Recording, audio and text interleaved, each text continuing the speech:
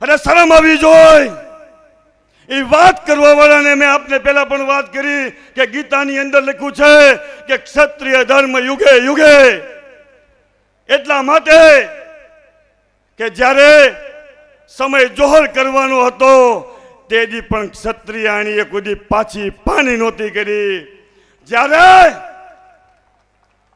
સમય યુદ્ધ લડવાનો હતો તેદી પણ ઝાંસીની રાણી તલવાર લઈને રણ મેદાનમાં ઉતરી ગઈ હતી. અને આ જ સમય લોકશાહીનો છે. આની અંદર તલવાર કે જોહર ન હોય, આની અંદર પોતાના અધિકારની, પોતાના અસ્મિતાની વાત કરવા માટે લોકશાહીના ઢબે ક્ષત્રિયાણી રોડ ઉપર નીકળી હોય તો ગર્વ થવો જોઈએ, ગર્વ થવો જોઈએ. સમાજના આધારે આલમે એની નોંધ લીધી. ગર્વ થવો જોઈએ ક્ષત્રિયાણીએ એની કોઈ મર્યાદા ક્યાંય ચૂકી ન હોય. ગર્વ થવો જોઈએ.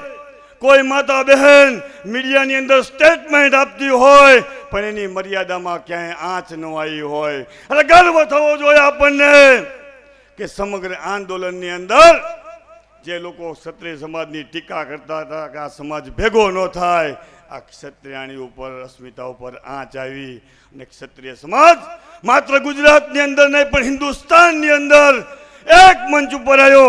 ગર્વ થવો જોઈએ આપણને. અને ક્યાંક આપણને ગુમરાહ કરવાની વાતો, ક્યાં સુધી આગેવાનો જે રહ્યા ક્યાં સુધી આપણને ડરાવશે કે કોઈ એક સમાજ તૈયારી કરે છે કે વધુ બાળકો પેદા કરીને સત્તા ઉપર બેસી જવી, આવું કોઈ શક્ય છે ખરું?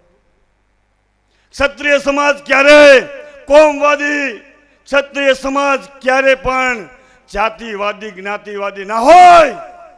આ લાલપુરની ધરતી ઉપર હું આવ્યો, નાના એવા ગામની અંદર, એક બાજુ મહારાણા પ્રતાપનું સ્ટેચ્યુ હોય, એક બાજુ શિવાજી મહારાજનું સ્ટેચ્યુ હોય, એક બાજુ ડોક્ટર ભીમરાવ આંબેડકરનું સ્ટેચ્યુ હોય અને એક બાજુ ભાણજી બાપુ દલનું સ્ટેચ્યુ હોય.